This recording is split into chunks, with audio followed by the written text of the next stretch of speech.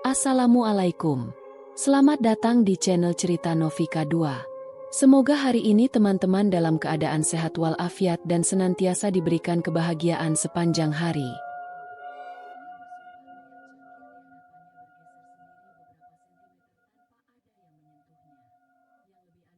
Langit mendung menyambut pagi pertama Santi sebagai perawat baru di sebuah rumah sakit swasta bergengsi di Jakarta.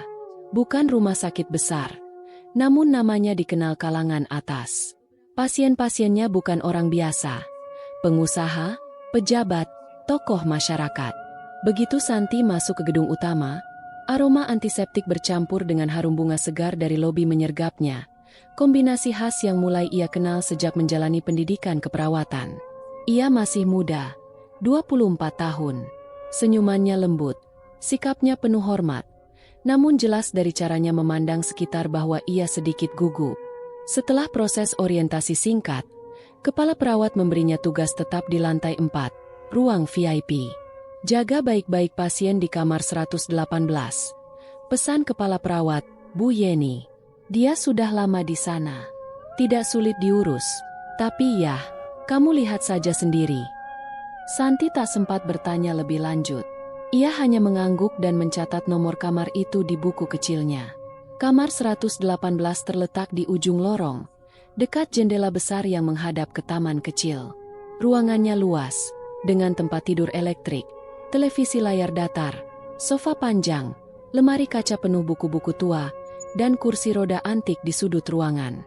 Tirai jendela separuh terbuka, membiarkan cahaya pagi yang suram menyelinap masuk. Seorang wanita tua duduk di kursi dekat jendela, membelakangi pintu.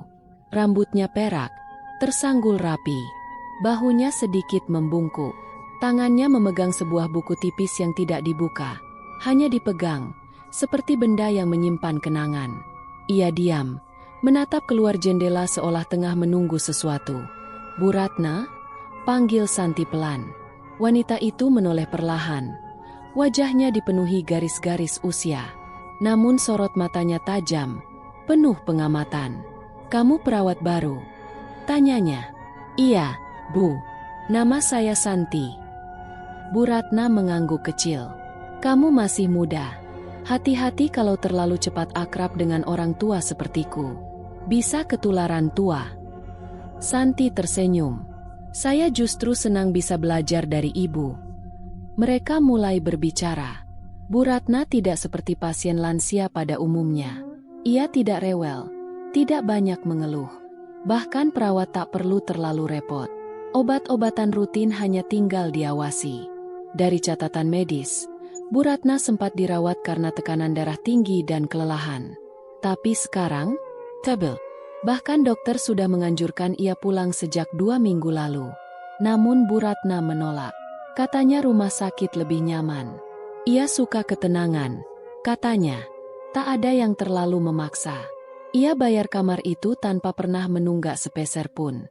Biaya tinggal di sana cukup untuk menggaji 2 dokter senior selama sebulan. Rumah sakit juga tidak terlalu keberatan. Tapi tetap saja, sesuatu terasa janggal.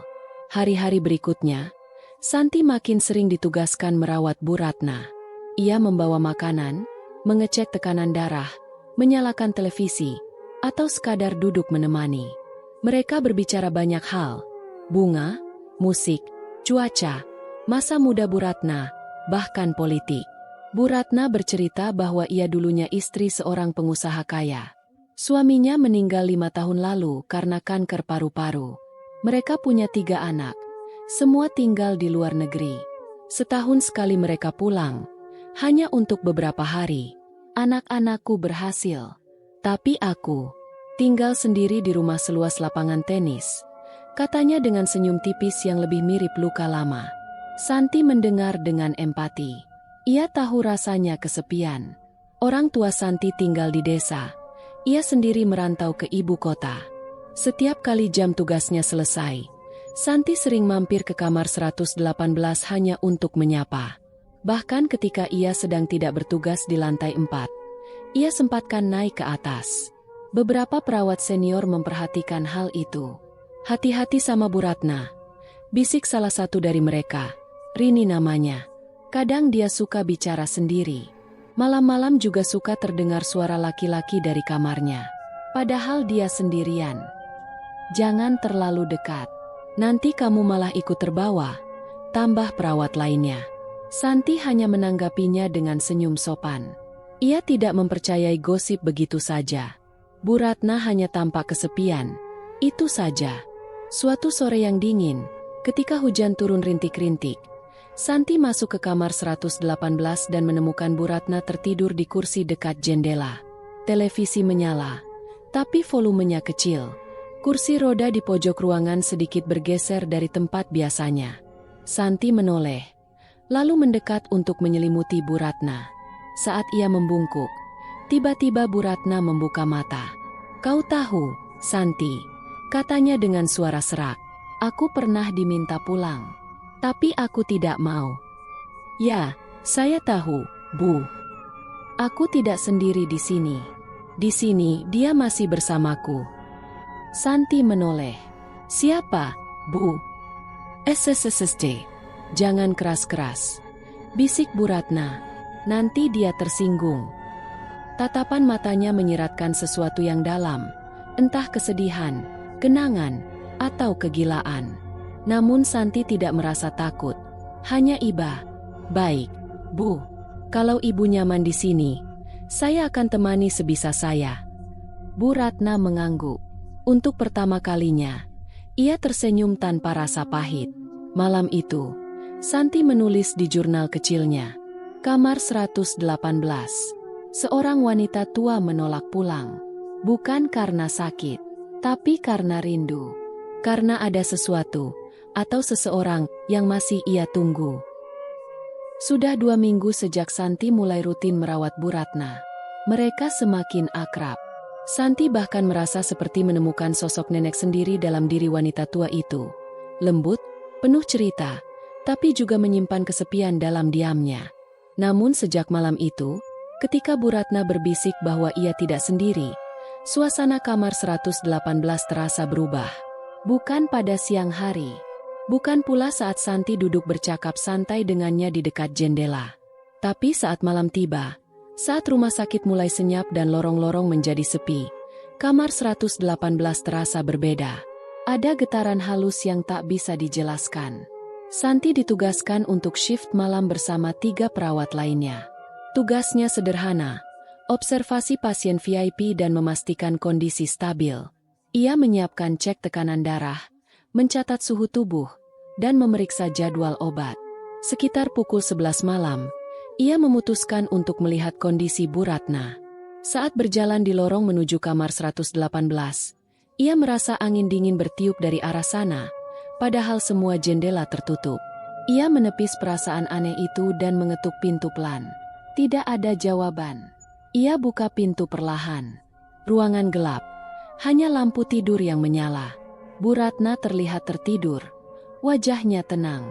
Tapi yang membuat Santi tertegun adalah suara samar yang terdengar di ruangan. "Iya, aku tahu, sabar, nanti juga waktunya tiba." Suara itu, suara laki-laki, terdengar berat dan pelan, seperti berbisik dari dalam ruangan. Jelas bukan suara Bu Ratna. Santi membeku di tempat. Matanya menelusuri seluruh ruangan. Tidak ada siapa-siapa selain Bu Ratna yang terbaring. Ia menahan napas, menunggu. Suara itu berhenti. Hanya detak jam dinding yang terdengar kini. "Bu Ratna," bisik Santi akhirnya, melangkah pelan ke tempat tidur. Bu Ratna membuka matanya perlahan. "Kau datang. Dia bilang kau akan datang." "Siapa, Bu?" tanya Santi pelan. "Dia, suamiku. Dia suka kau." Santi terdiam. Ia tidak tahu harus menanggapi seperti apa. Akalnya menolak mempercayai, tapi kulitnya merinding. Pagi harinya, saat Santi kembali untuk mengantarkan sarapan, ia menemukan sesuatu yang janggal. Kursi roda antik di sudut ruangan tidak berada di tempat biasanya. Posisi semula menghadap ke dinding, kini membelakangi jendela, seperti baru saja dipakai. "Bu, Ibu keluar kamar semalam?" tanya Santi sambil membetulkan posisi kursi. Bu Ratna menggeleng. "Aku tidak kemana-mana. Tapi dia, Mungkin dia ingin melihat taman pagi-pagi. Dia siapa, Bu? Suamiku. Dulu dia suka duduk di kursi itu. Sekarang ya, kadang dia pinjam sebentar. Santi hanya tersenyum kaku. Ia berpikir mungkin Bu Ratna mengalami demensia ringan atau halusinasi karena usia lanjut. Tapi ingatannya tentang suara malam tadi masih terlalu nyata untuk dianggap angin lalu. Di ruang istirahat, saat waktu makan siang, Santi duduk bersama Rini dan dua perawat lainnya. Mereka menatapnya dengan tatapan aneh, seperti ingin mengatakan sesuatu tapi ragu. Aku lihat kamu makin sering di kamar 118. Ucap Rini sambil mengunyah roti tawar. Iya, aku merasa cocok dengan Bu Ratna. Dia baik. Baik, iya. Tapi kamu harus tahu, banyak yang sudah coba dekat dengan Bu Ratna. Tapi hampir semuanya pindah atau resign. Santi menoleh. Heran. Kenapa memangnya? Karena aneh. Malam-malam suka terdengar suara laki-laki. Padahal kamar itu cuma diisi satu orang. Pernah suatu malam, kursi roda itu bergerak sendiri. Loh, serius? Serius. Waktu itu Pak Imam, petugas kebersihan, baru selesai ngepel lorong. Kursi roda itu jalan dari pojok ke tengah ruangan. Pelan, tapi gak ada orang dorong. Dia langsung lari ke bawah. Gak berani naik lagi sampai pagi. Santi tertawa kecil. Mungkin angin. Lantai 4 gak ada jendela terbuka. San, kamu jangan terlalu dekat. Takutnya kamu ikut di bawah. Di bawah? Rini menunduk. Suaranya makin pelan. Ada yang bilang, suami Bu Ratna masih di kamar itu. Arwahnya belum pergi. Dia cuma nunggu Bu Ratna ikut. Santi mulai merasa resah. Malam kedua jaga datang terlalu cepat. Kali ini, hujan turun deras. Petir sesekali menyambar langit Jakarta. Rumah sakit lebih senyap dari biasanya. Jam menunjukkan pukul 2.13 saat Santi memutuskan melakukan inspeksi ke kamar VIP. Ia berjalan pelan di lorong. Sepatu karetnya bergemeretak ringan.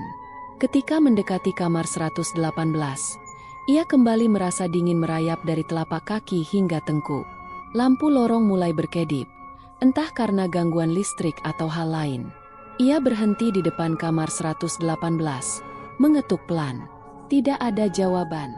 Ia buka pintu. Lampu tidur masih menyala. Bu Ratna tertidur.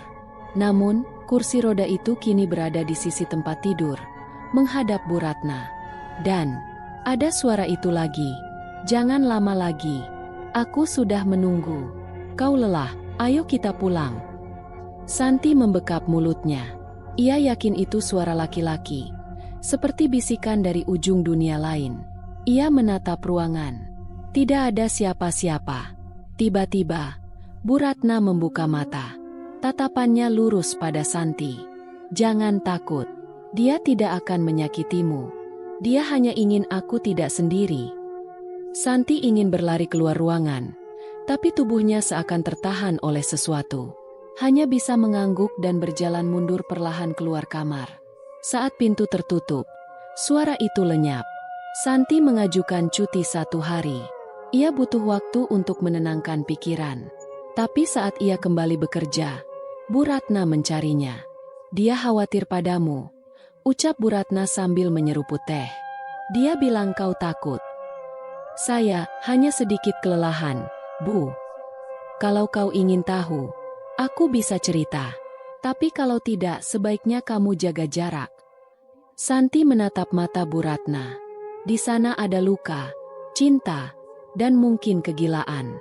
Tapi lebih dari itu, ada kebenaran yang belum terungkap. Pagi itu, langit Jakarta diselimuti awan tebal. Hujan baru saja berhenti, menyisakan rintik-rintik kecil di jendela kamar 118.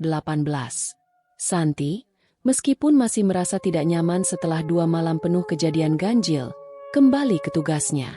Ada dorongan aneh dalam dirinya. Campuran rasa iba, penasaran, dan entah apa lagi yang membuatnya tetap datang ke kamar Bu Ratna. Bu Ratna sedang duduk di kursi roda, menghadap jendela. Tak seperti biasanya, Kali ini kursi itu tampak bergerak sendiri sebelum ia duduk di atasnya. Santi memperhatikannya dari pintu selama beberapa detik sebelum masuk. "Pagi, Bu," sapa Santi sambil membawa nampan berisi teh hangat dan roti panggang. Bu Ratna menoleh. Tatapannya lembut. Namun kali ini berbeda. Seperti seseorang yang siap membuka pintu masa lalu yang selama ini ia jaga rapat-rapat. "Kau sudah kembali," katanya. "Aku senang." Santi meletakkan nampan di meja kecil di sebelahnya. "Iya, Bu. Maaf kemarin saya cuti sehari." Bu Ratna tersenyum. "Dia bertanya tentangmu." "Dia siapa, Bu?" "Suamiku." Santi menelan ludah. "Bu Ratna, apakah Ibu benar-benar melihat beliau?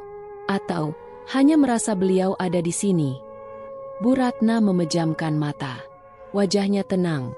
Bibirnya bergumam pelan sebelum akhirnya berkata, "Kau ingin mendengarkan kisah kami?" Santi mengangguk, meski ada gemetar di dadanya. Namanya adalah Darmawan Surya. Seorang pria sederhana, bukan bangsawan, bukan pengusaha besar saat mereka bertemu. Hanya seorang guru sekolah menengah di Yogyakarta yang mencintai buku dan seni. Bu Ratna, saat itu masih remaja cantik anak juragan batik yang kaya raya. Pertemuan mereka dimulai di perpustakaan kota, saat sama-sama mengambil buku karya Pramudia Anantatur. Dia pria pertama yang tidak silau pada hartaku. Bahkan dia menolak saat ayahku menawarkan posisi di perusahaan kami.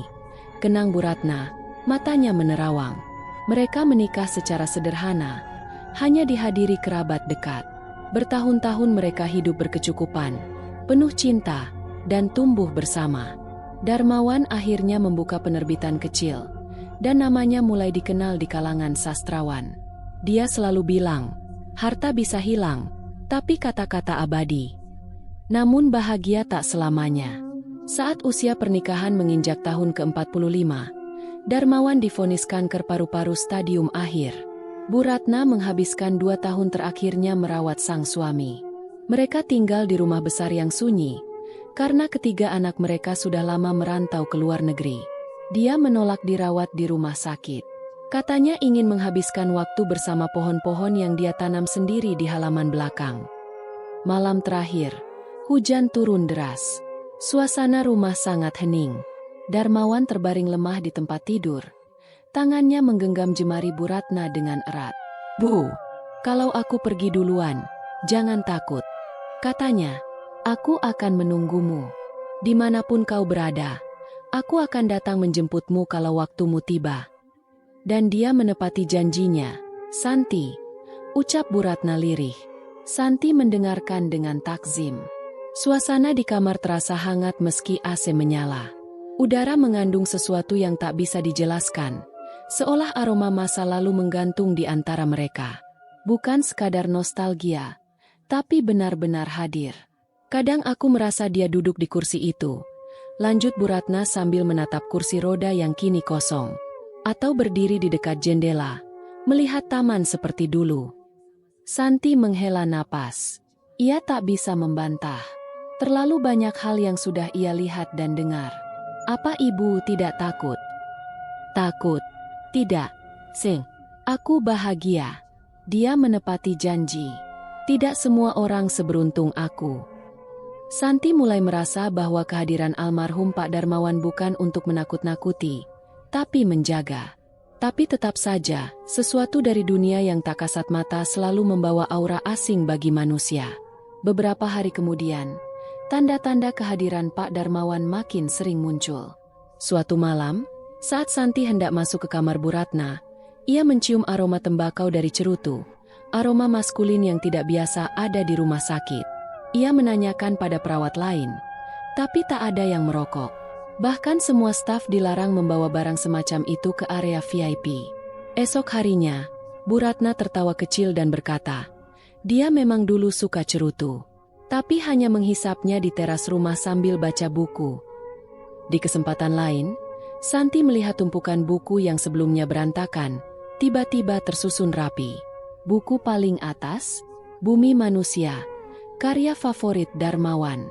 Tak hanya itu, televisi di kamar Bu Ratna beberapa kali menyala sendiri, menampilkan saluran dokumenter sejarah, hal yang sangat disukai Darmawan semasa hidup.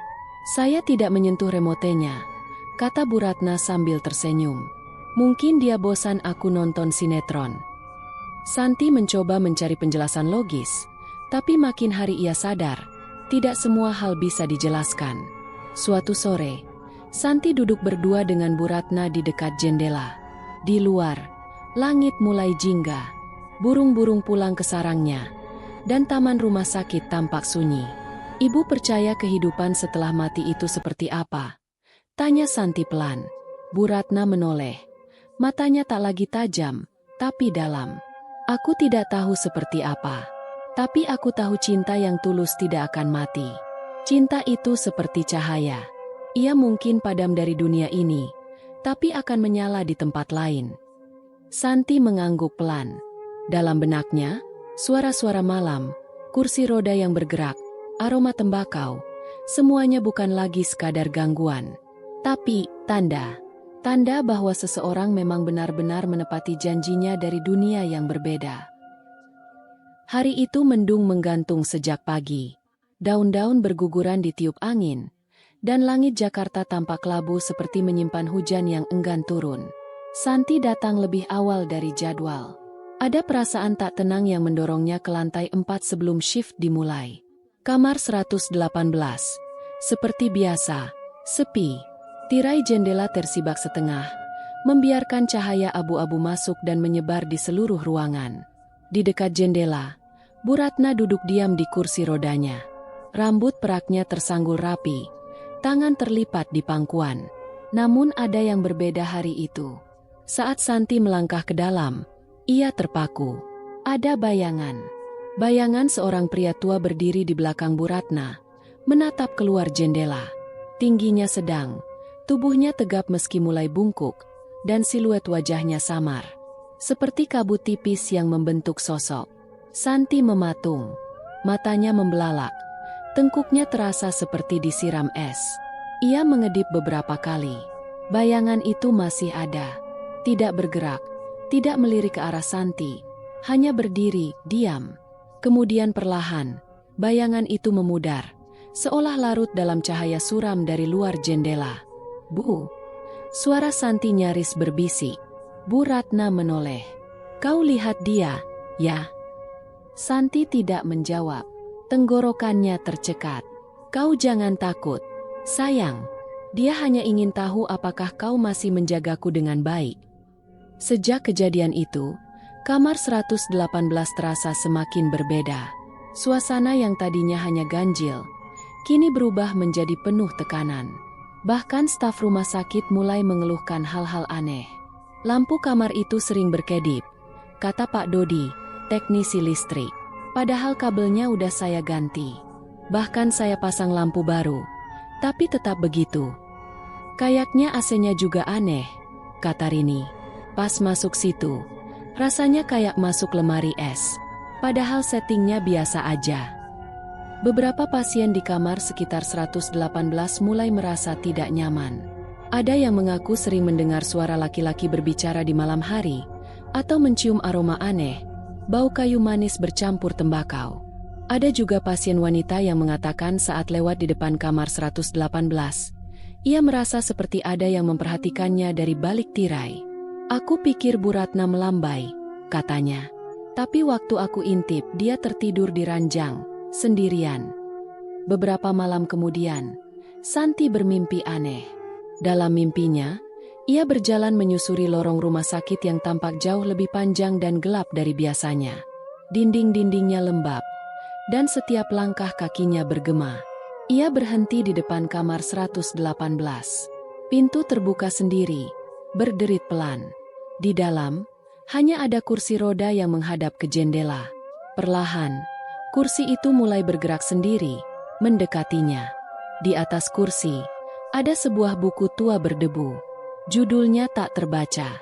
Saat Santi menyentuh buku itu, terdengar suara pria tua berbisik tepat di telinganya.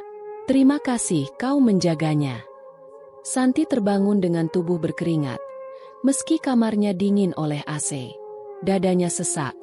Matanya menatap langit-langit. Ia tahu, Ini bukan mimpi biasa. Seminggu setelah itu, 2 pasien VIP meminta pindah kamar. Mereka tidak memberi alasan jelas, hanya mengatakan tidak nyaman. Seorang pasien pria, Pak Haris, bahkan mengeluhkan hal yang cukup mengerikan. Malam itu saya lihat pria tua berdiri di lorong.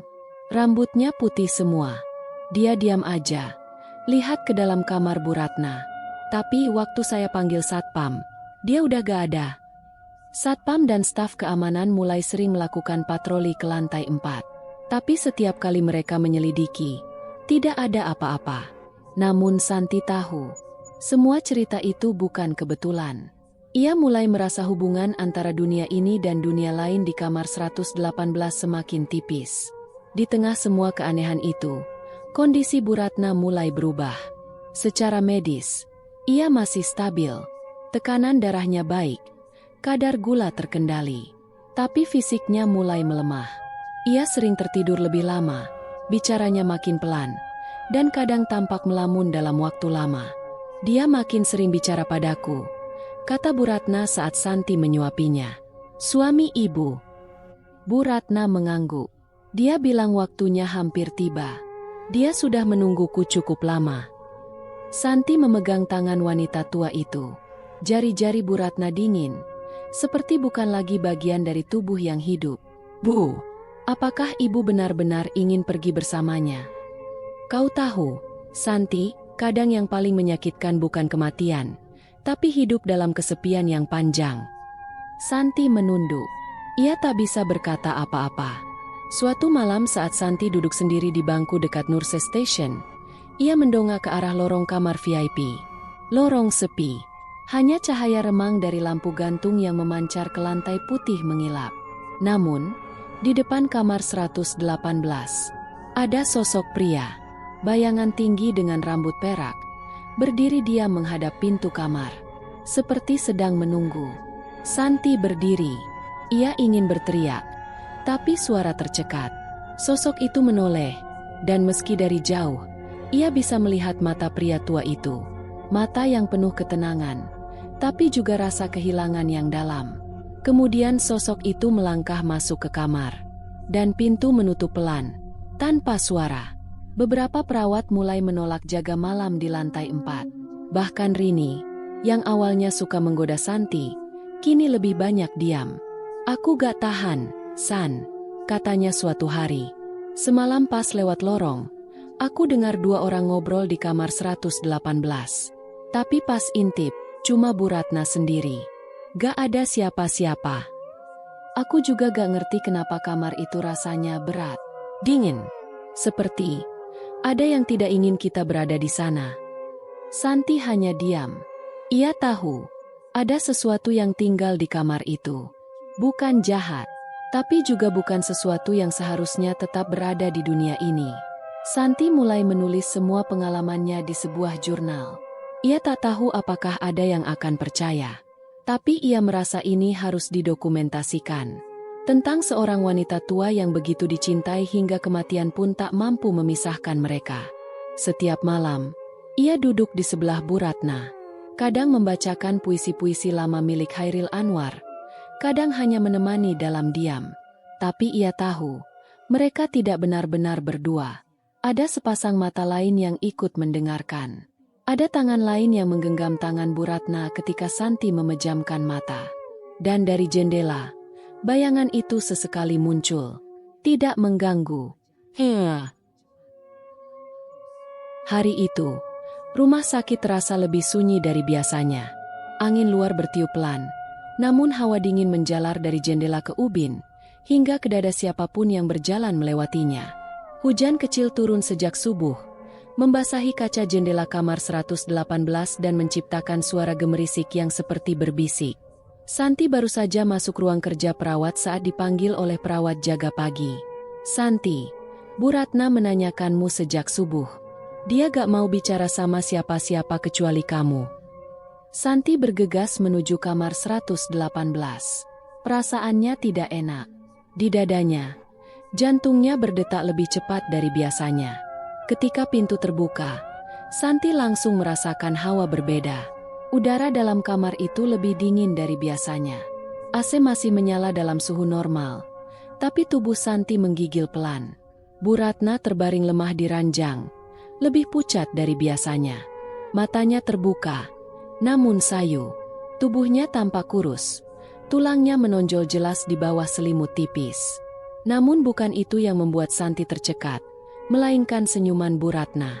Bukan senyum sedih atau putus asa, tapi senyum yang damai, seperti seseorang yang akhirnya menemukan pintu untuk pulang. "Santi." Suaranya lirih namun jelas. "Kau datang." Santi duduk di tepi ranjang, menggenggam tangan Bu Ratna yang terasa seperti es. "Ibu kenapa? Saya panggil dokter, ya?" tanya Santi, panik. "Tidak perlu. Aku baik-baik saja," jawab Bu Ratna sambil menggeleng pelan. "Ini hanya waktunya sudah tiba." Santi menahan napas. "Maksud ibu, malam ini dia akan datang menjemputku." Dokter yang memeriksa Bu Ratna siang itu mengatakan bahwa kondisi vitalnya menurun drastis, padahal tidak ada komplikasi medis yang ditemukan. Jantungnya melemah, pernafasannya melambat, tapi tidak ada serangan, tidak ada perdarahan, tidak ada kerusakan organ. Semua seperti perlahan dimatikan dengan tenang. "Ini seperti tubuhnya sendiri memutuskan untuk berhenti," kata dokter sambil menggeleng pelan. Kepala perawat memutuskan untuk membiarkan Santi menjaga Bu Ratna sepanjang malam. Entah kenapa, tidak ada satupun perawat lain yang ingin berjaga di kamar 118 malam itu. Matahari terbenam seperti biasa, tapi langit malam itu tampak aneh, terlalu gelap, seakan tertutup kabut tipis yang menyelubungi gedung rumah sakit. Santi menyiapkan kamar Bu Ratna sebaik mungkin. Ia menyelimuti wanita tua itu, mengganti air di vas bunga, dan merapikan buku-buku kesayangan yang diletakkan di atas meja kecil. "Aku tidak takut, Santi," kata Bu Ratna, menatap langit-langit. "Kau tahu, sejak dia pergi 5 tahun lalu, setiap malam aku tidur dengan pintu hati terbuka. Aku percaya dia akan datang. Dan malam ini, aku bisa merasakannya. Dia sudah dekat." Santi duduk di sebelah ranjang, menggenggam tangan Bu Ratna yang mulai sulit digerakkan. Dalam diam, air mata mulai menetes. "Ibu yakin ini waktunya?" Bu Ratna tersenyum lemah. Dia berjanji, dan dia bukan pria yang mudah melupakan janjinya. Lorong rumah sakit sunyi. Tak terdengar suara apapun selain detik jam dan gemerisik hujan di luar jendela. Santi tetap duduk di sisi ranjang, sesekali mengecek selang oksigen dan monitor detak jantung yang masih stabil, meskipun lambat. Lalu tiba-tiba, lampu kamar meredup. Bukan mati total, hanya redup seperti tertutup kabut. Dan suhu kamar turun drastis. Santi berdiri, matanya menatap ke seluruh ruangan.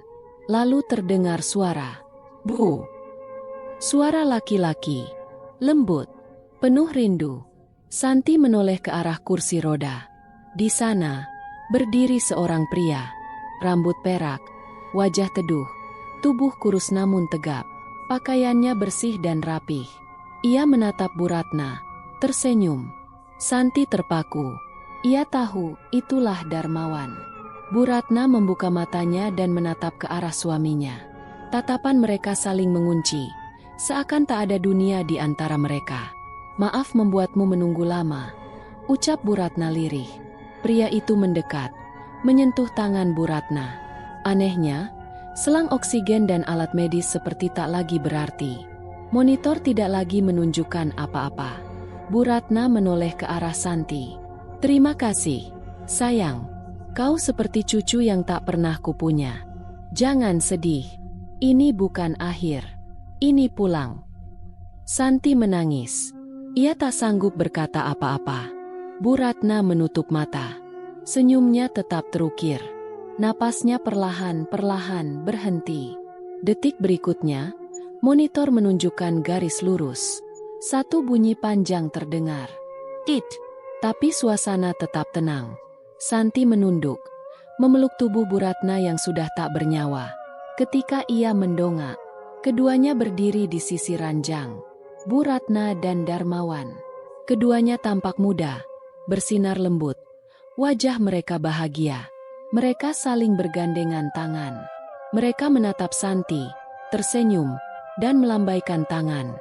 Kemudian, perlahan, mereka memudar. Menjadi kabut lembut yang terserap cahaya remang dari jendela kamar 118. Petugas medis datang. Kepala perawat, 2 dokter, dan seorang perawat jaga malam. Santi berdiri dengan mata sembab, namun wajah tenang. Bu Ratna sudah pergi, katanya pelan. Dokter memeriksa tanda vital. Dia pergi dalam tidur. Tidak ada tanda-tanda kesakitan. Santi mengangguk, karena dia tidak sendirian. Kepala perawat menatapnya, bingung, tapi tidak berkata apa-apa. Mungkin ia melihat sesuatu dalam mata Santi, sesuatu yang tidak bisa dijelaskan dengan ilmu medis. Keesokan paginya, kamar 118 dikosongkan. Koper dan barang-barang Bu Ratna diambil oleh keluarganya yang datang dari luar negeri. Semuanya berjalan cepat, tanpa banyak bicara. Mereka tampak terpukul, namun tidak terlalu kaget. Dia memang selalu bilang akan menyusul ayah, kata anak sulung Bu Ratna kepada Santi. Tapi saya tidak pernah benar-benar percaya sampai sekarang. Pagi itu, kamar 118 terasa sangat sunyi. Lebih sunyi dari sebelumnya. Bahkan deru AC dan suara langkah kaki perawat yang biasa bergema pun seperti menghindari ruangan ini. Santi berdiri di sudut ruangan, memandangi tempat tidur kosong Bu Ratna yang kini hanya menyisakan lipatan spray dan bantal yang masih menyimpan bekas lekukan kepala. Tirai jendela bergoyang perlahan, seolah udara pun enggan mengusik keheningan yang baru saja terjadi malam sebelumnya. Bu Ratna telah pergi, tapi sesuatu dalam kamar ini belum ikut pergi. Petugas rumah sakit datang pagi-pagi untuk membersihkan kamar. Seluruh barang-barang Bu Ratna telah diambil oleh keluarganya. Namun saat semua telah kosong dan sunyi, Santi memilih untuk tetap berada di sana. Duduk sendiri di kursi dekat jendela, tempat yang biasa ditempati Bu Ratna. Ia menutup mata, memejamkan pikirannya. Dalam diamnya, ia masih mendengar suara-suara. Bukan suara keras atau menakutkan, tapi desahan angin, aroma samar tembakau, dan rasa hangat yang tak wajar di bagian dada. Santi tahu, ada sesuatu yang belum benar-benar selesai. Beberapa jam setelah kematian Bu Ratna, sebelum petugas medis datang, Santi masih duduk di samping tubuhnya yang telah terbujur kaku. Cahaya bulan menyelinap masuk melalui celah tirai. Ruangan hanya diterangi lampu tidur yang redup, menebarkan cahaya kekuningan ke seluruh sudut kamar. Suasana lebih mirip ruang perenungan daripada kamar rumah sakit. Lalu perlahan-lahan, tubuh Bu Ratna yang terbujur kaku tampak berpendar cahaya samar. Santi mengedipkan mata, memastikan bahwa itu bukan ilusi akibat kelelahan. Namun tidak, cahaya itu benar-benar ada. Dari tubuh Bu Ratna, muncul sosok Bu Ratna sendiri, tapi bukan tubuh yang renta dan sakit. Sosok itu tampak lebih muda, lebih hidup, seperti versi terbaik dari dirinya. Pakaiannya putih bersih, rambutnya terurai indah, dan wajahnya bersinar damai. Santi membeku, tenggorokannya tercekat, napasnya tertahan. Dari sudut ruangan, perlahan muncul sosok lain. Sosok pria tua yang pernah ia lihat berdiri di balik jendela. Sosok yang selama ini hanya terlihat dalam bayang dan bisikan. Pak Darmawan. Ia mendekat. Wajahnya penuh kasih dan mata yang berkaca. Ia meraih tangan Bu Ratna dengan lembut. Seperti seseorang yang akhirnya menemukan bagian dirinya yang telah lama hilang. Keduanya lalu menoleh ke arah Santi. Mereka tersenyum. Senyuman yang menyimpan ucapan terima kasih, perpisahan, dan restu. Santi menangis tanpa suara. Dadanya bergemuruh, tapi tubuhnya tak bergerak. Ia tahu ini bukan ketakutan. Ini adalah kehormatan. Keduanya mengangkat tangan, melambai pelan padanya. Kemudian, perlahan, mereka melangkah menuju cahaya yang tiba-tiba muncul dari arah jendela. Cahaya yang tidak menyilaukan, namun cukup terang untuk menyelimuti keduanya. Dan lalu mereka menghilang. Tidak ada suara, tidak ada bau, tidak ada tanda. Hanya sunyi yang menyusup perlahan, memenuhi ruang yang sebelumnya berat oleh kehadiran mereka. Beberapa menit kemudian, perawat jaga datang bersama kepala ruangan untuk memulai proses administrasi akhir. Mereka melihat Santi masih duduk di kursi. "Santi, kamu gak apa-apa?" tanya Bu Yeni, kepala perawat. Santi menoleh, matanya merah, namun wajahnya damai. "Bu Ratna sudah pergi," jawabnya pelan. "Iya, kami tahu tadi jam 2 malam. Bukan cuma jasadnya, dia benar-benar pergi bersama suaminya." Keduanya saling menatap. Tak ada yang tahu apa maksud Santi.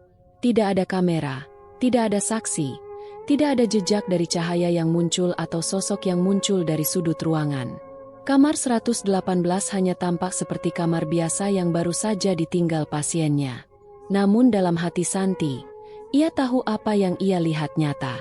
Bahkan lebih nyata dari banyak hal yang pernah ia pelajari tentang hidup dan mati. Malam itu, Santi duduk sendirian di kamar asramanya, menuliskan semua yang terjadi dalam jurnal pribadinya. Mereka datang. Dia datang untuk menepati janjinya. "Aku menyaksikan sendiri bagaimana cinta yang kuat bisa menembus batas dunia." Ia menuliskan semuanya, setiap detil, agar tidak terlupakan. Bukan untuk pembuktian, tapi sebagai warisan ingatan. Agar suatu hari, ketika dirinya tua dan duduk sendirian di dekat jendela, ia bisa membaca kembali dan percaya bahwa cinta tidak pernah benar-benar mati. Hari-hari setelah kepergian Bu Ratna terasa sepi. Kamar 118 tidak langsung diisi ulang. Bahkan manajemen rumah sakit tampak enggan menugaskan siapapun untuk bersih-bersih ke sana tanpa alasan jelas. Perawat-perawat lain menanyakan pada Santi tentang malam itu. "Apa kamu benar-benar lihat suaminya?" Santi hanya menjawab dengan senyum kecil. "Kalau aku cerita, kalian pasti bilang aku terlalu lelah. Tapi kalau kalian pernah benar-benar merawat orang sampai akhir, kalian akan tahu tidak semua perpisahan itu hampa." Seminggu kemudian, Santi menerima kiriman surat kecil dari anak bungsu Bu Ratna. Di dalamnya, hanya ada selembar kertas dan sebuah foto lawas. Bu Ratna dan suaminya berdiri berdampingan di depan rumah tua, tersenyum bahagia. Di balik foto itu tertulis, "Untuk Santi, terima kasih telah menjaga ibu kami. Ia sering menyebutmu dalam surat-surat terakhirnya. Kalau benar dia sudah pergi bersama ayah, kami yakin dia tidak pernah merasa sendiri lagi." Sudah 3 minggu sejak Bu Ratna meninggal dunia, namun jejaknya masih terasa di lantai 4 rumah sakit itu, khususnya di kamar 118. Meskipun secara fisik semua barang miliknya telah dibawa pergi oleh keluarganya, kehadirannya belum benar-benar hilang. Setelah malam perpisahan itu, kamar 118 tidak langsung ditempati kembali. Pihak manajemen rumah sakit memutuskan untuk menonaktifkan kamar tersebut untuk sementara, tanpa alasan yang diumumkan secara resmi. Tapi Santi tahu alasannya bukan soal fasilitas rusak atau kebijakan internal. Ada hal yang tidak bisa dijelaskan oleh protokol. Selama 2 minggu, kamar 118 tetap terkunci. Tirainya ditutup, lampu tetap padam, dan tak ada siapapun yang masuk, kecuali petugas kebersihan yang membersihkannya seminggu sekali, itu pun dengan terburu-buru. Beberapa perawat mulai mengeluh. "Semalam aku lewat depan kamar itu," kata Rini suatu hari saat makan siang bersama Santi. "Aku dengar suara dehem. Pelan. Laki-laki. Tapi waktu kulirik ke dalam, kamar itu gelap." Perawat lain, Lita, menimpali. "Aku lihat kursi rodanya bergerak pelan dari sisi ranjang ke dekat jendela. Aku pikir aku halusinasi, tapi suara rodanya nyata sekali." Mereka tertawa kecil, berusaha menutupi ketakutan dengan candaan. Tapi dalam tawa mereka, ada kecanggungan yang tidak bisa disembunyikan. Kamar 118 mungkin kosong secara administratif, tapi kehadiran yang pernah mengisinya belum sepenuhnya pergi. Beberapa hari setelah kejadian itu, Santi mendapat surat dari kepala perawat. Ia dipindahkan ke lantai 2, bagian perawatan umum. Alasannya, rotasi rutin. Namun Santi tahu betul ini bukan rotasi biasa. Ia mendengar bisik-bisik dari perawat lain bahwa dokter dan staf manajemen ingin menghapus aura misteri dari lantai 4. Santi, sebagai orang yang paling dekat dengan Bu Ratna, dianggap sebagai bagian dari cerita yang tidak ingin mereka lanjutkan. Meski kecewa, Santi menerimanya dengan lapang dada. Ia tahu tak semua orang bisa memahami hal yang telah ia saksikan. Ia tak butuh pengakuan. Ia hanya ingin mengenang peristiwa itu dengan damai. Namun, bahkan setelah pindah tugas, Santi merasa ada sesuatu yang masih mengikutinya. Sudah beberapa hari bekerja di lantai 2, namun setiap kali ia melewati tangga atau lorong yang mengarah ke lantai 4, bulu kuduknya meremang. Kadang saat ia sedang mencatat data pasien, ia merasa ada seseorang yang berdiri di belakangnya. Tapi saat menoleh, tak ada siapapun. Ia juga bermimpi aneh. Berulang kali melihat pasangan lansia duduk di pojok kamar, di dekat jendela, berpegangan tangan. Mereka tidak berkata apa-apa, hanya menatapnya dan tersenyum. Mimpi itu tak pernah membuatnya takut. Justru ada ketenangan yang menyelimutinya. Ia sadar, mereka masih bersamanya. Bulan keempat setelah kepergian Bu Ratna, manajemen rumah sakit akhirnya membuka kembali kamar 118 untuk pasien baru. Seorang pria parubaya bernama Pak Hendro, 62 tahun, seorang pensiunan pegawai negeri, masuk untuk menjalani perawatan pasca stroke ringan. Pak Hendro orangnya ramah, suka bercanda, dan cepat akrab dengan perawat. Namun, 2 hari setelah masuk ke kamar itu, ia mulai bertanya hal-hal aneh. "Maaf, Bu Perawat," katanya pada Lita. "Itu siapa pasangan tua yang suka duduk di pojok dekat jendela itu?" Lita menatapnya heran. "Pasangan tua?" "Iya." Yang perempuan rambutnya disanggul, yang pria pakai sweater tua. Mereka ramah sekali. Suka tersenyum ke arah saya. Kadang malam-malam saya lihat mereka masih duduk di situ sambil berpegangan tangan. Lita membeku. "Pak, di kamar ini cuma Bapak sendirian." Pak Hendro tertawa kecil. "Ah masa? Tapi saya sering lihat mereka. Apalagi kalau lampu diredupkan malam hari. Mereka terlihat jelas." Lita tidak tahu harus berkata apa. Ia hanya tersenyum kaku, lalu keluar ruangan sambil buru-buru menghubungi Santi lewat pesan. Santi akhirnya memberanikan diri naik kembali ke lantai 4. Bukan sebagai perawat, tapi sebagai seseorang yang ingin menutup lingkaran. Ia mengetuk pelan pintu kamar 118, yang kini ditempati Pak Hendro. Pria parubaya itu menyambutnya dengan ramah.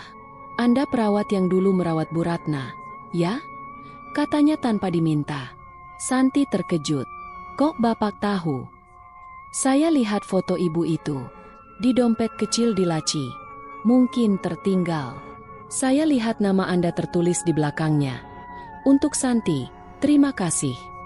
Santi terdiam. Ia tak tahu bahwa foto itu tertinggal.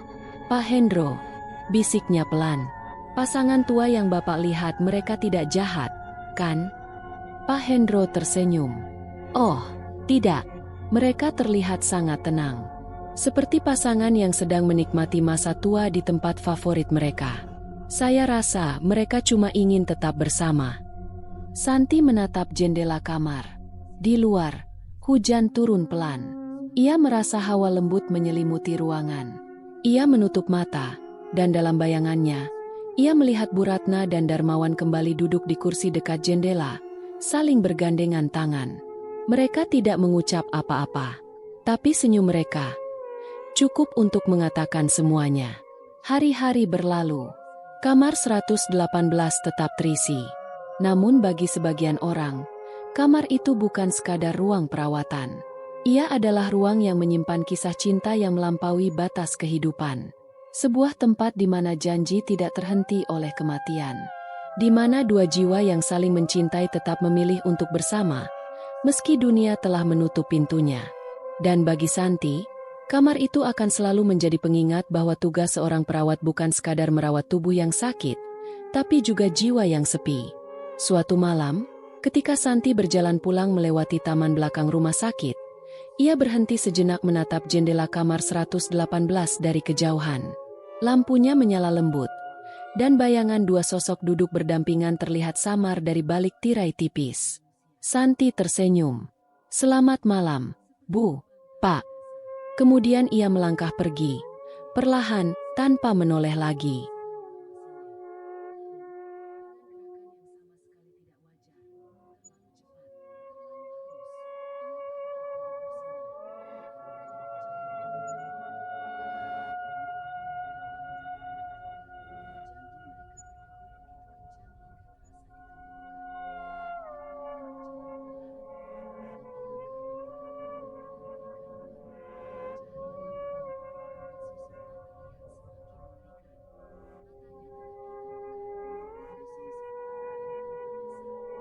Demikian cerita hari ini. Semoga teman-teman dapat terhibur dan dapat mengambil hikmah kebaikan isi di dalamnya. Jangan lupa juga bagikan cerita ini kepada teman-teman yang lain agar mereka juga bisa mendapatkan hiburan yang sama. Mohon maaf apabila ada kesalahan kata dan ucapan kami dalam membacakan cerita ini. Terima kasih dan wassalamualaikum.